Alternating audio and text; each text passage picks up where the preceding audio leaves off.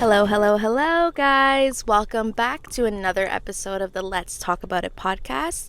How are you guys doing? How's your week going? It's the beginning of September, so I know a lot of people are going back to school, going back to their regular work schedules.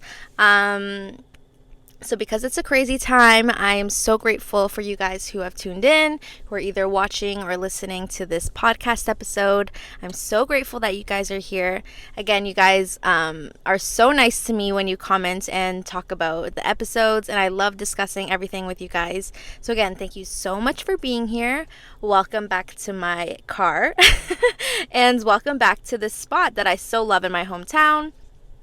Again, September is usually a stressful time for people, so I thought let's bring you guys back to one of my favorite spots where you can see the water. Hopefully it'll stress you guys out a little less. But yeah, oh my gosh, there's security pulling up right now. Are they coming to talk to me? They better not be. That was weird. Anyways, welcome to the podcast. No, they're not coming towards me. They're going the opposite way. Thank goodness. Got sidetracked. Welcome. I'm so glad that you guys are here, and I just got so sidetracked by that. Anyways, here we are in my car. I want to talk to you guys about some things. Main two things we're going to talk about today. First is I have finally decided I'm going to become a Swiftie or a Taylor Swift fan. That is what they're called, Swifties. I'm gonna be honest, guys, I haven't been a Taylor Swift fan literally ever, and that's simply because I just never really got into her music. I think when I was younger, like, she was mainly known, Taylor Swift, for her like country music, and so that wasn't really my vibe as a kid, and it really isn't now. My family listens to country, but I don't. But Taylor Swift was just not someone I really listened to that often. I did actually go to her Red concert when I was younger, maybe when I was like 14, maybe, and I went with my sister, and I actually don't know why we went, because we both don't like Taylor Swift. I don't know why we went, to be honest. Sorry, my shirt, guys, it's really hot out today. Hence the ponytail, and hence why I'm sitting in the shade right now. I could be sitting in the sun, but it's actually really warm out. So if you see me sweating, just mind your freaking business. Anyways, yeah, so I'm becoming a Taylor Swift fan because why not? You know, I feel like it's time. I've now realized that she actually has so many albums. I'm like looking at her discography, and I'm like, girl, she has a lot of albums, and on each album there's like 18 songs. Well, when I counted her Lover album songs, there was 18, and I'm like, damn, girl.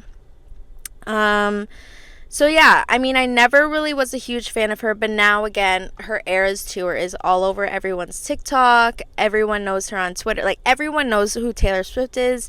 Now, I feel like if they didn't before, they do now, simply because of her Eras tour. So also what's happening now is she just announced that she's premiering her Eras tour movie.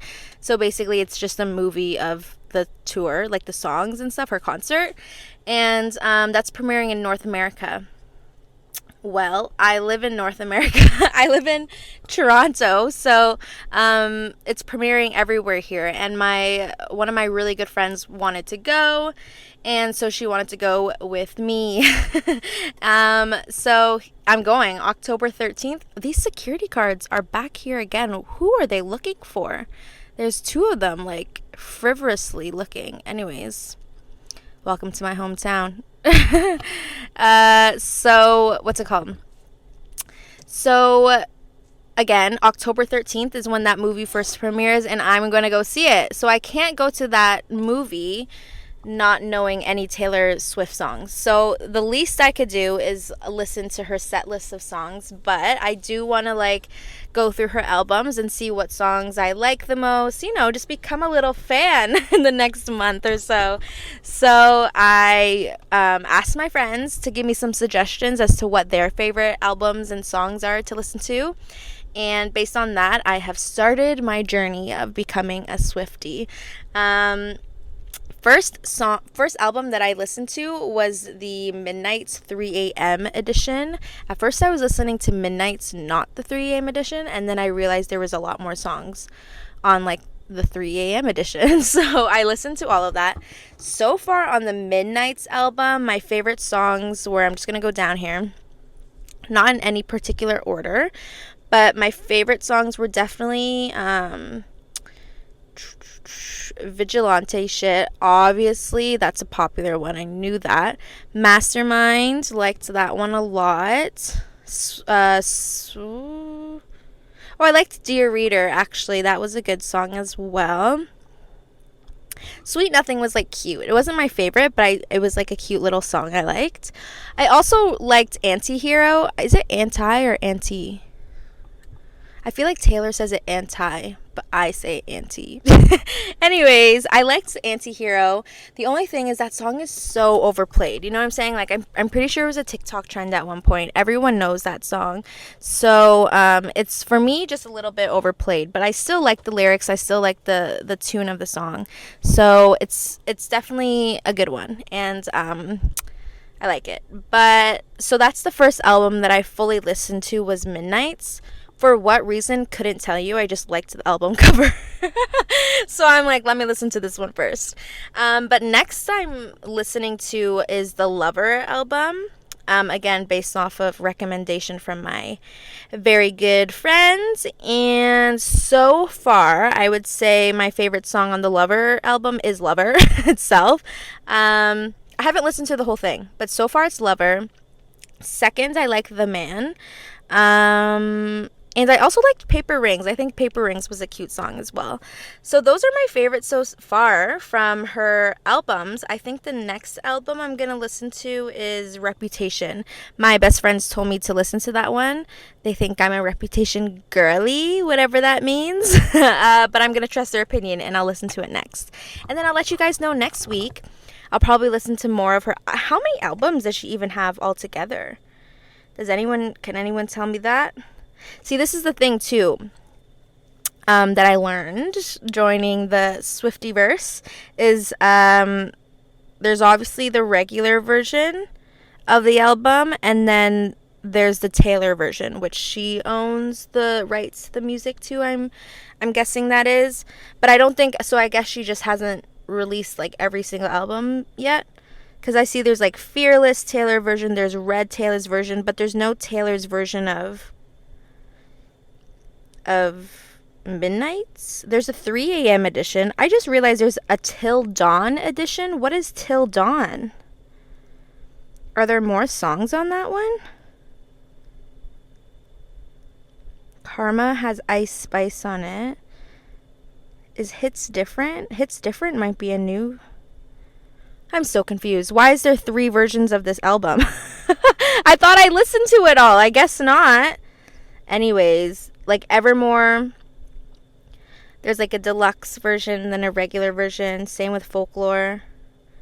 1989. So I guess she has like, I don't get that. Why would you put out the album and then do a deluxe for each one? Anyways, live your life, Taylor. I'm not saying anything. Do you, girl. There's a lot of different editions to her albums. So anyways, I'm gonna have to call a friend to figure out which ones I need to listen to. Because I don't want to be listening to the versions that she doesn't own the music to. You know what I'm saying? That whole Scooter Braun thing. We support Taylor, okay? So listen, I'll figure it out. And I'll let you guys know next week an update on what my favorite songs and everything are. But for now, I think I'm on a good track. I'm on a good track, and I'm listening to everything slowly and surely. And then once I feel like I've listened to a lot, I will start listening to just like the set list to the actual concert, because then that's like what I'm going to be listening to when I actually go to the movie is the concert. So I need to know the songs to that. But now I also understand the whole, you know how every concert she has like a secret song. I think there's like 2 secret songs she does. Now I understand how she can do that, because she has so many freaking songs. She can choose so many like secret songs.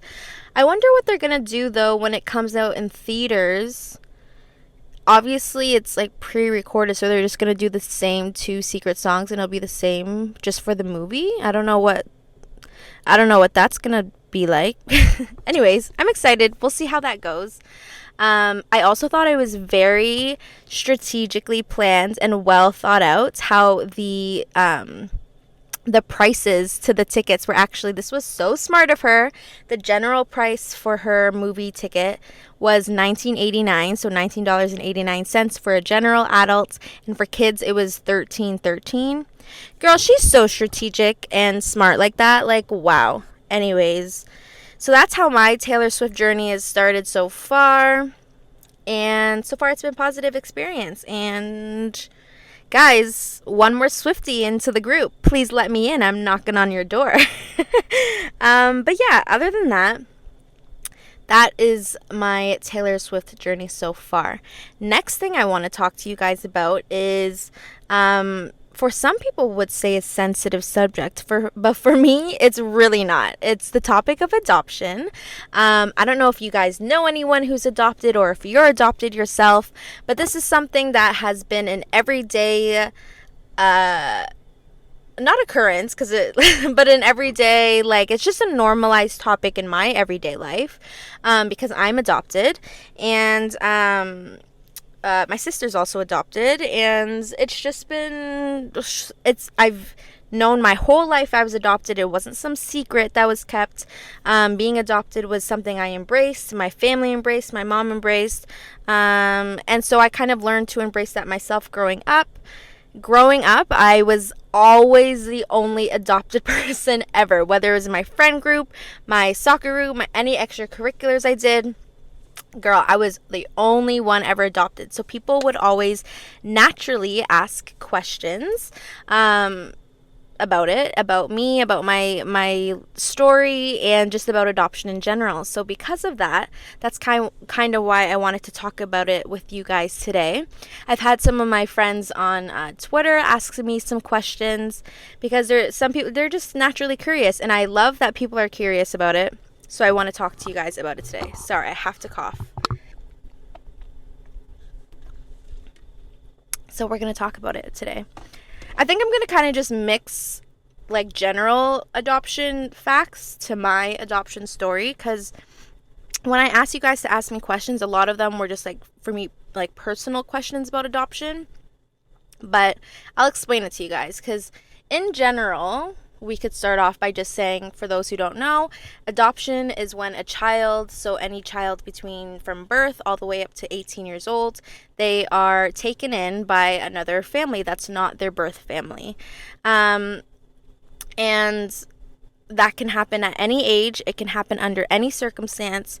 So adoption for everyone has such a unique story, and some of those stories are positive. Some of those stories are unfortunately negative. So I do want to preface that when you do talk to people or have questions, it's great that you do, but you definitely have to ask the person first if they're comfortable talking about it. And that's something I've really appreciated when people come to talk to me about it. The first question always they ask me is, are you comfortable talking about this? Can I ask you some questions? And for me, of course, I say yes, because I'm open to talking about it. But for other people, they're really just not comfortable. It's not something they like to acknowledge about themselves, or it doesn't bring up any good memories, so they just refrain from talking about it, which, of course, everyone has their own opinion and beliefs, so you can do whatever you want. But I just wanted to preface that. Like, if you know someone that you want to talk to about their adoption or anything, just, be mindful of that first. But for me, again, like I said, I grew up knowing I was adopted. It was never a secret, so I'm so open to talking about it. I was actually, so let's start with my story a bit. I was adopted from Guatemala, and I was adopted when I was 8 months old. So, what do I say? I was adopted when I was 8 months old. It was a closed adoption, which means there's two things. There's open adoption and there's closed adoption. Open adoption is when the birth parents and the adoptee parents know each other. Either they know each other, they know of each other, they've had a conversation, There's been more of an open communication towards like medical history. There's just more of a communication between the parties. And for closed adoption, it's more anonymous. You don't know anything about the birth mother, don't know any medical history. Sometimes like you know nothing, like there's just a kid there and that's all you know. For me, it was a closed adoption, so my mom now does not know any of my medical history. She's never talked to my birth mom, never known of her. My birth mom doesn't know my adopted mom now. There's no communication between them. Everything and anything pertaining to my adoption was done through the lawyers and the like agency, I guess it's called. So yeah, that's what there's someone behind my car. That's what a closed adoption was, and that's what mine was. I'd also like to preface again that for me personally, I have grown up telling people or saying to myself, saying to my mom, everything. And just for the purpose of this video, because I feel like it's just a mouthful to say biological mom and adopted mom, I reference my mom now, who I grew up with, who raised me, my mom. She's my mom. And then I have, in my mind, I have a mom and I have a mother. So my mother is my biological mother. She birthed me and I have her DNA. That's my mother. But I also have a mom, and that's the woman now who raised me, loves me, whatever. So just for the sake of this video, if I say mother, I'm referring to my biological mother, okay? Mom meaning my mom right now. So my mother and my mom didn't know anything of each other. I was actually the second child that my mom now adopted. So for her, the process of adopting me was a little bit faster and easier because she had already gone through the process once 6 years prior when she adopted my sister. So but yeah, so I was adopted from Guatemala at the age of 8 months old, and I was actually brought over to Canada when at 8 months old by a lady. I think she was like from the adoption agency. She went to Guatemala, got me, picked me up, and brought me by plane to Canada. So I actually met my mom now in Toronto Pearson Airport for the first time when I was 8 months old, and that was the first time I ever met my mom, was in the airport. So that's always been just like a cool thing. Like people would always say like their mom's birth stories, blah blah blah, how they were born, when they were born, and I was like, yep, I met my mom now in the airport at Toronto Pearson, and that's our story. But yeah, so there's a lot of questions again, because like I don't even know how to explain it to you guys. Maybe I should just start from the beginning. Because a lot of the questions I got from you guys are related to my biological parents. Ouch. Sorry, I have like something. Anyways, I'm in pain right now.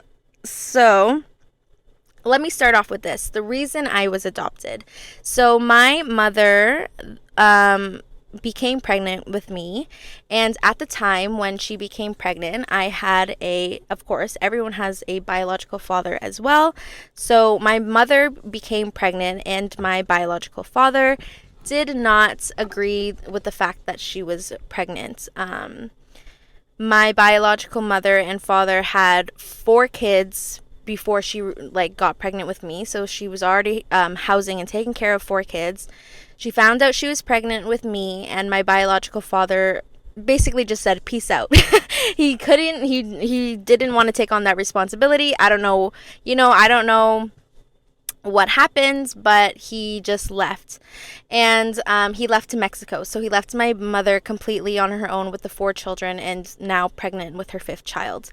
Also, guys, the reason why I know what I'm about to explain to you is because when I was adopted, not everyone gets this, of course, but I was lucky enough that when I was adopted, of course, I have like my birth certificate and everything, but I was also given this thing called a social report.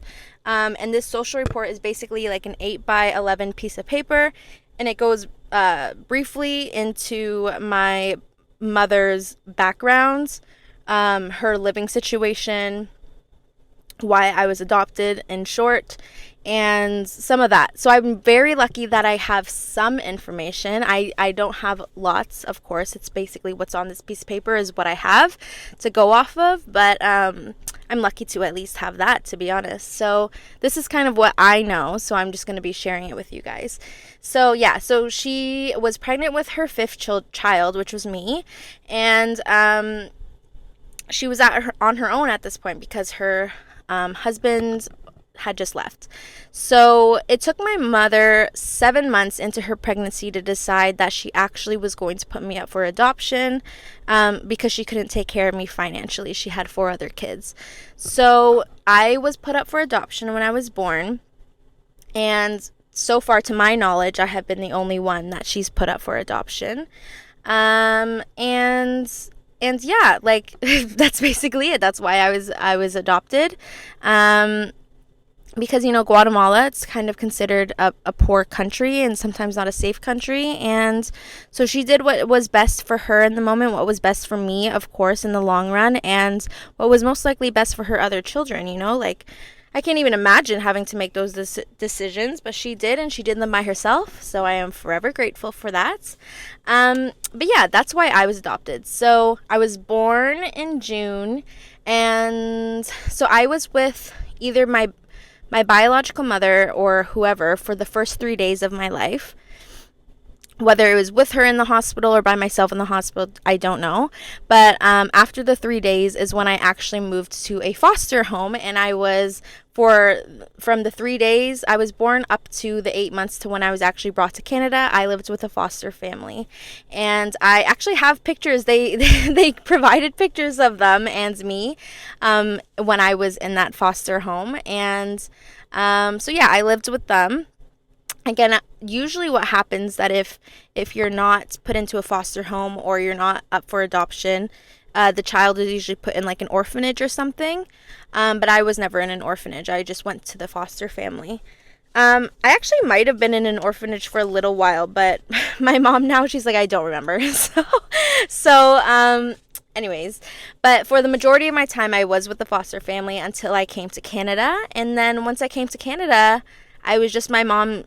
Like, I was just immediately my mom's now, and she just raised me to be who I am now. And it also, like I said, it wasn't a secret. My mom now was very adamant to let me know and to let my sister know that we're adopted, that even though we're not biologically my mom's now, like we're still hers regardless. And that was never ever a question in my mind. I always knew that my mom now is my mom. I know that I love her. I know that, like, she's my mom now. You know what I'm saying? There's just no question in my mind. But of course I still have the love and respect for my mother. So yeah.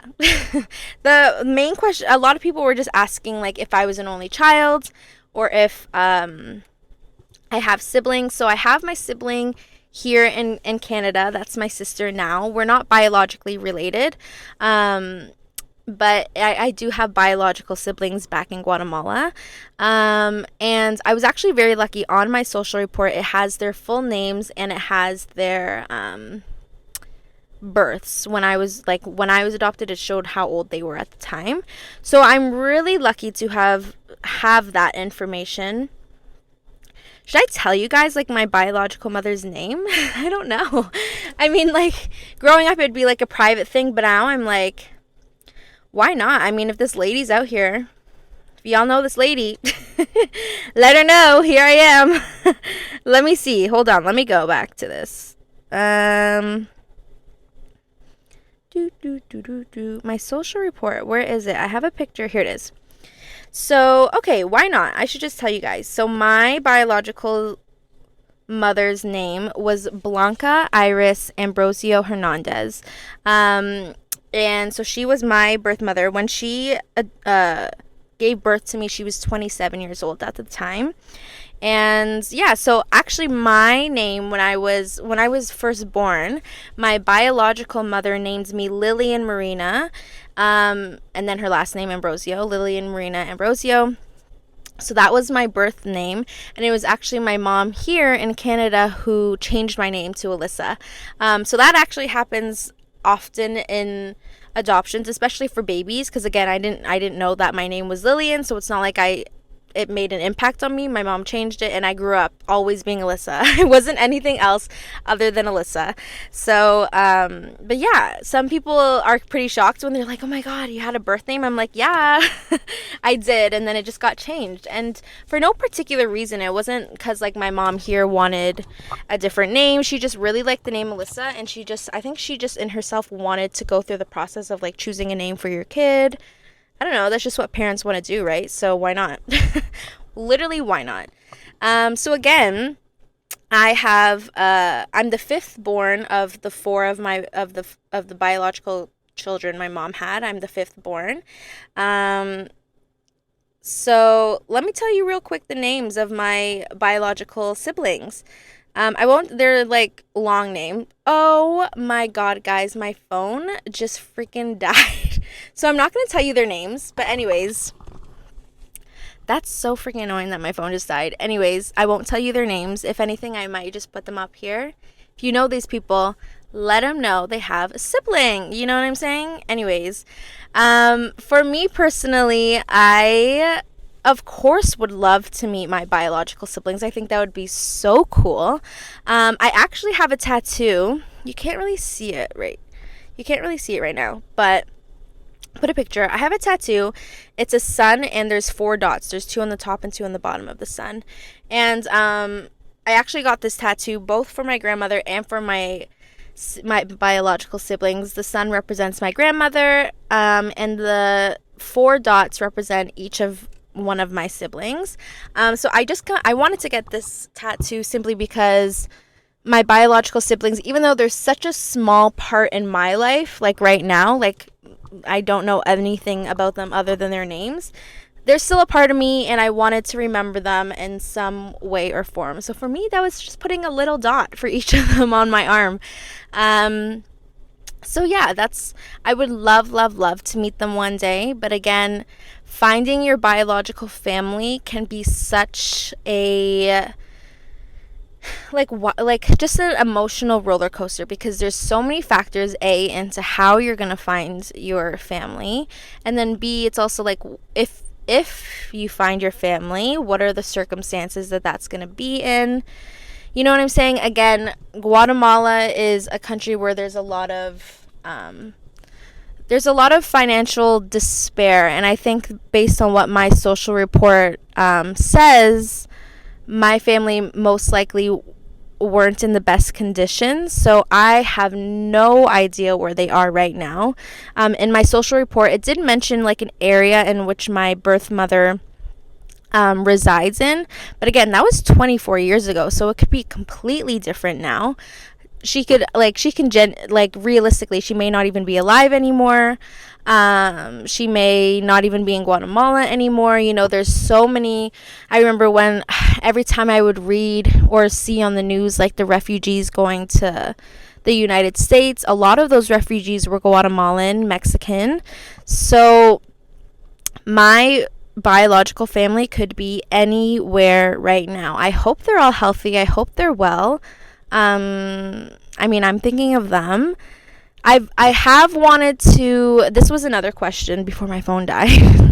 A question that someone had asked was, do I have the need to want to reconnect with my biological mother?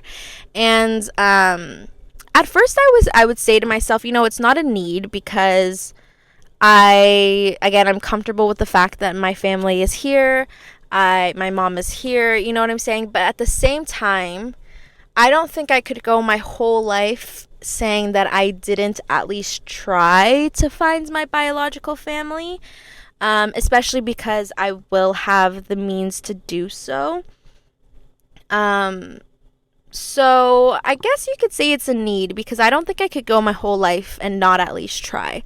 I know I've always said to myself I would try to find my biological mother specifically once I'm like finished school and stuff, and once I became like who I wanted to become, so I could tell my biological mom that I like became something and whatever. But oh my God, this person is almost hit my car. But anyways, so yeah, I definitely would want to find my biological mom. I think it would be so interesting. Of course, I would have so many questions. It would be very emotional, of course. But I mean, it's something I would definitely want to do. I mean, I think as much as I think about her, she would most likely think about me, if not the same, if not more. So I would definitely be open to doing that. Finding my biological mom and my biological siblings. My biological father, maybe not, simply just the way he left. I mean, would I want to? Sure. If the opportunity was there and it was like not going to be such a hassle, like why not? But at the same time, he low-key did my birth mom a little dirty. So, anyways, I would still want to. It's still your father. And for me, I've actually, even here in Canada, once I was adopted, I still didn't grow up with a father at all. My mom's single, so I think it would be very interesting, very, very interesting. And I'm not close to any opportunity, so why not, right? But yeah, so that was kind of why I was adopted. And going into my, oh, you know what? This sucks because someone had like given me their story. Oh my gosh, I'm gonna try to charge my phone right now because someone had sent me kind of their story on being adopted, and I thought it was so meaningful. Oh, my phone's charging, thank goodness. So hopefully that turns on and I can tell you guys that story, because I love when you guys tell me your experiences. I love sharing them and connecting with you guys that way. I just think it's so cool. But another person had asked on, I'm trying to just think of the questions on top of my head. Someone had asked about the siblings. I answered that. Someone else asked about my biological mother. Oh, something else, and I love this question that someone asked actually, was what was like the main difference growing up in a family that wasn't that is from a different country than my birth country. And I thought this question was so relevant, and this is actually something that has affected me. I mean, not negatively, but it's definitely made a difference in my life and the way I see myself and perceive myself, is that I grew up in a culture that's completely different to Latin culture. So, of course, I'm Guatemalan, so that is Latin, and the family that I grew up in and was adopted by, they are they are Guyanese and Portuguese. So, very different culture. And, you know, it never impacted me negatively in terms of, like, my family obviously doesn't care, but, like, other people in the world, like, that I don't know, it would almost kind of be, like, a judgment that I'm not, like, even though I'm Latina, I don't know, like, and don't participate in Latin culture. Guys, look how dark it's getting. Hold on. I'm just gonna fix that, like, put that like that. So, for example, a huge culture barrier, I would consider it, would be that I do not speak Spanish. And that has been something for me that's kind of been a detriment, because the amount of people that come up to talk to me and they're speaking full on Spanish, and I have to stop them and be like, sorry, I don't speak Spanish, I only speak English. Oh my gosh, the range of reactions I get from that. First and foremost, if it's a Latin person, they're like, why don't you know Spanish? You should be talking Spanish. And I'm like, yeah, sorry. So my first reaction is always, yeah, my mom didn't teach me, sorry. Because again, like, I'm not going to go up to every person and be like, yeah, I'm adopted, so let it be. But like, so usually I just say, yeah, my mom never taught me. And then people are like, well, why didn't your mom teach you Spanish? Like, that's really weird. Why wouldn't, like, that's not considerate. You need to know Spanish. And then that's when they kind of get on my nerves a bit, is when I'm like, yeah, I'm adopted, so who's going to teach me Spanish? But that was like a huge thing for me, and it still kind of is that I don't speak Spanish, and I don't really know, like, Latin culture. Like, I don't make Latin food. I don't really know, like, Latin, like, dances and stuff, even though I love going to Latin clubs and stuff. It's just, that's always been something for me that's been noticeable about my adoption, is that I am just so out of tune with Latin culture, and I would love, love, love, love to learn about it. It's just I've never gotten the opportunity to. So I hope in the future, near future, I can do that. I would really love to learn Spanish someday. And my best friend now is actually Spanish. So thankfully to her, I have learned some more Spanish like foods, and I've tried things and I've tried to make things with her, and so I'm really grateful for her for that. But again, that was kind of like the main thing that I really noticed. And for any of you who are wondering, my mom now actually didn't put me in Spanish lessons, because that's always been a question for me. I was like, why didn't you put me in Spanish? I'm such like, I love learning. I'm such a nerd that way. I love school and stuff. So I was always surprised why my mom now didn't put me in Spanish lessons. But the reason she didn't is because my older sister, again, she's also adopted from Guatemala. My mom had put her in Spanish lessons, and she hated it. She hated it. So my mom, I don't know, she just kind of thought, oh, Alyssa would hate that too. And she was so wrong about that. But it's fine. I'll just have to learn it at my own time. And but that's why I don't know Spanish. But that's one of the main, especially now that I work in a hospital as well. People are like, can you translate this for me? And I'm like, no, girl, no, sorry, I cannot, because I know not one word of Spanish. But yeah, let me see my phone. It's turning on, thank goodness. But yeah, so that has been the only time I say adoption has been at a detriment to me. Otherwise, it's been all positive experiences. Again, as I said, when I grew up in school, in any extracurriculars, I was always the only kid who was adopted. Always. Even in high school, I was always, even in university, I was always the person who was adopted. And so people would just naturally ask me questions, which I would so happily answer. And also I was usually the only person from Guatemala as well. So there wasn't really a lot of people I could connect with that were from Guatemala. I think in high school there was actually one girl who was from Guatemala, and I like naturally gravitated to her so quickly. I'm like, please teach me everything about your culture, basically, and your country. And she so nicely did. I was so grateful for her in high school, because it just made me feel like I was a part of something. So for her, I will forever be grateful. Her name was Mariana. Thank you, Mariana. Okay, my phone is back and better than ever.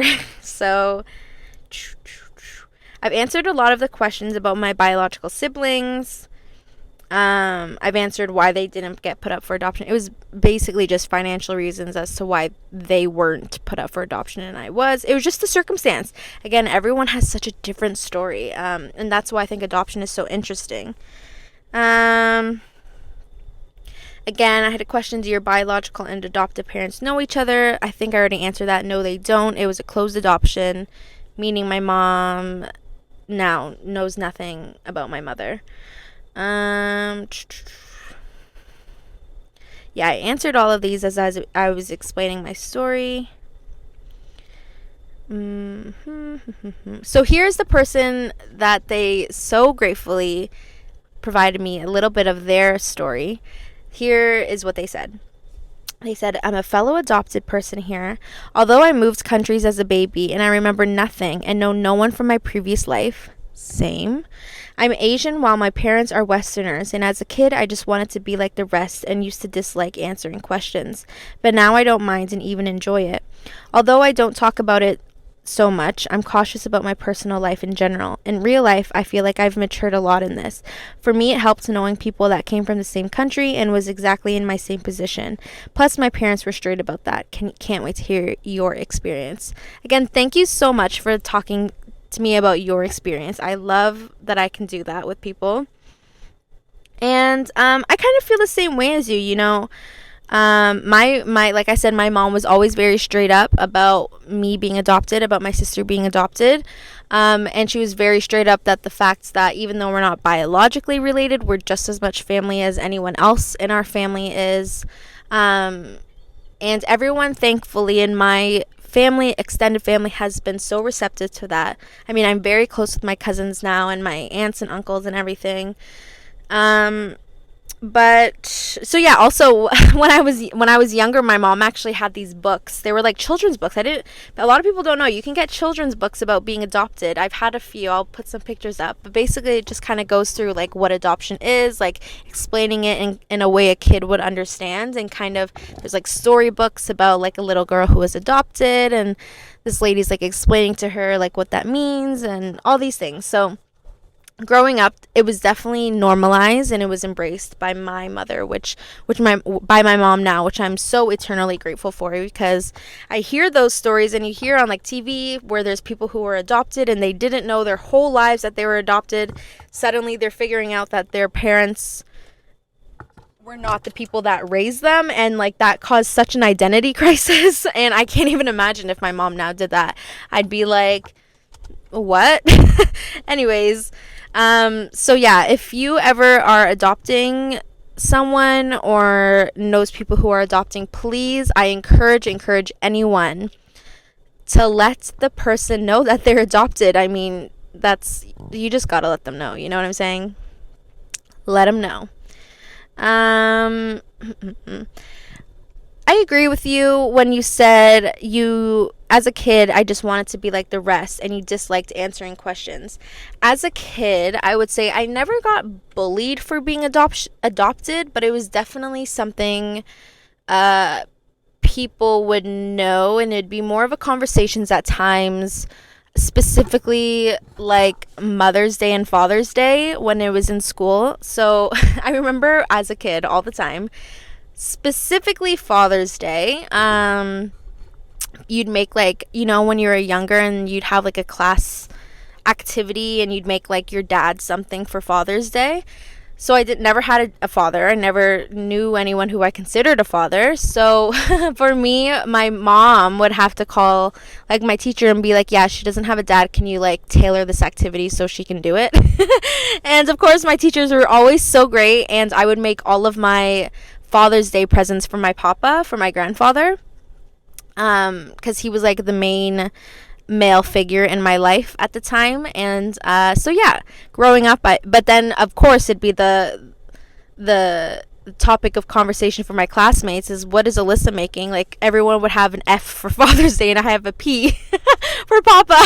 So that was like, again, I never got bullied for it, but it was always just something I had to explain to people always. But again, I just kind of grew up embracing it, and now I'm open about it. I really don't care that I'm adopted. It makes, for me, I don't know anything else, you know what I'm saying? If anything, it's just a positive thing that I've always embraced.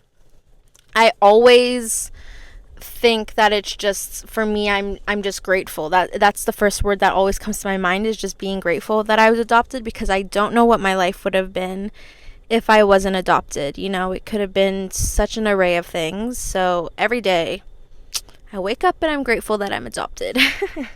Let me see. Someone asked, how has being adopted impacted your adult life? And again, I think for me, because I see my adoption in a positive light, it has made me want to be a better person, I would say.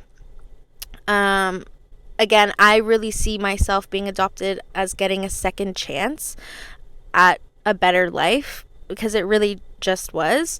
So because of that, I have kind of, from a young age, I've always wanted to help others. That's something I really valued and prioritized. And I think that really does root from, because someone helped me, I was helped when I couldn't even help myself. You know what I'm saying? I was 8 months old. I had no choice as to where I was being put, where I was being brought up.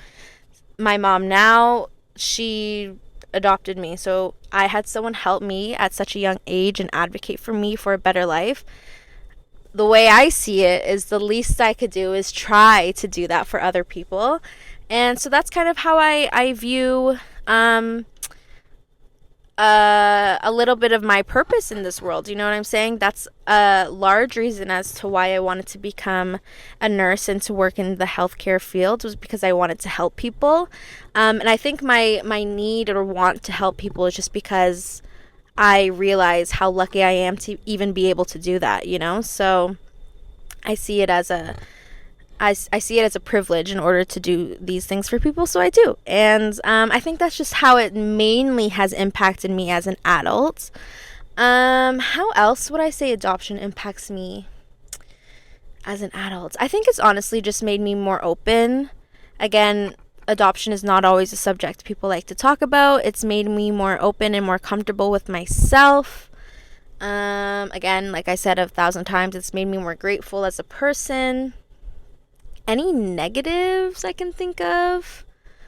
The only negative I can think of is, but again, it's like it's not just adoption, but I grew up not having a father figure in my life. But people who aren't adopted also go through that too. So it has nothing to do with adoption. It's just the fact that I just didn't grow up with a male figure in my life. So that's obviously impacted me ways, subconsciously, consciously. Could go into a whole episode about that. But I think that's the only thing. I can't even think of anything else negatively, how it impacts me. I think maybe the only thing that's kind of annoying is I don't know any of my medical history. I've been very lucky, knock on any wood or anything, that I've been healthy, so I haven't needed like any medical history. But I don't have any. You know what I'm saying? People usually grow up and they know if they're at risk for like cardiovascular disease or Alzheimer's or whatever based on their family history. I know none of that. Absolutely zero. So when it comes to like risk factors for me, I think I just have to be more aware that I don't know my medical history, so I need to be take more precautions when it comes to some health things. But other than that, guys, like for me personally, my adoption was just your standard by the book adoption. There was nothing really too exciting or scandalous about it. Yeah. That's kind of it, guys. Let me see. Was there any more questions? Someone asked, do I keep in touch with my biological mom? I answered that, so I don't. I have no contact with my biological mom. Again, if anyone knows of what's her name? Sorry, I don't look at like this often, so even my own name sometimes I have to like remind myself what my birth name was. Oh my god, sorry, hold on, there's a delay. So if anyone knows of a Blanca Iris Ambrosio Hernandez, I will put her name on the screen. If anyone knows of her, she was born September 1st, 1972. If anyone knows of this woman, let me know. She's my mom. She's my birth mother. Let me know, okay? But other than that, even though I was adopted, I am very much, not even though I was adopted, I am very much grateful for this life that I have now. And I'm so grateful that I have the opportunity to just talk to you guys about it.